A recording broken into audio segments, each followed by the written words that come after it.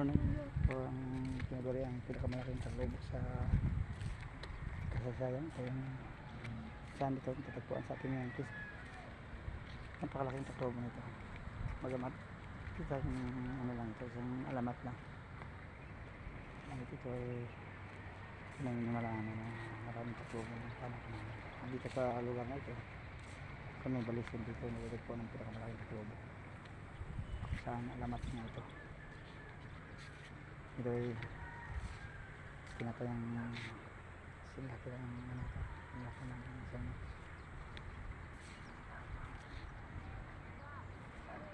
3 metro ang lapad.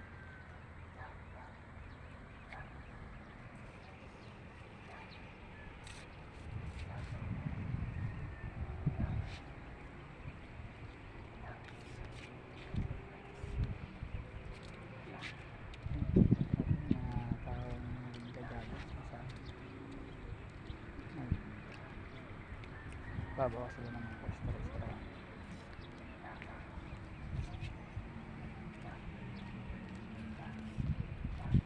Ligtas na nakita ko na napakatahimik at napakaayos, napakaganda ng sige. Galing pala dito ng Honda Park ng Palawan. Pero mag-maiksi lang ito, pero napakaganda ng attraction. Ito mo ng piso kung saan makikita ng Honda Park mga taong nagdadap. Pero sana wala nagsusumba. Dalas dito mga nagsusumba.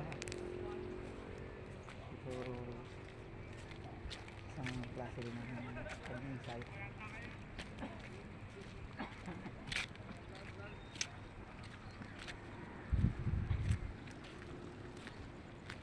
Yung pag-uupan ng Bipar. Ito mga dalas ko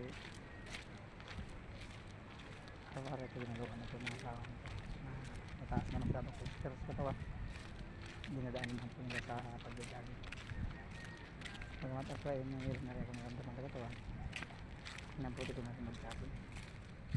Diyan nakikita natin po ang sikat ng araw kung saan nagsisimula ng sumikat ang araw. Napaganda ng attraction siya saan pumutok ang haring araw.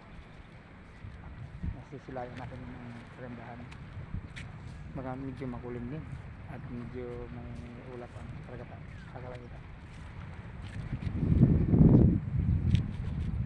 Ito yung kabuuan ng bayan ng ating baga sa harapan lang ito. Hindi pa natin nakikita sa likod.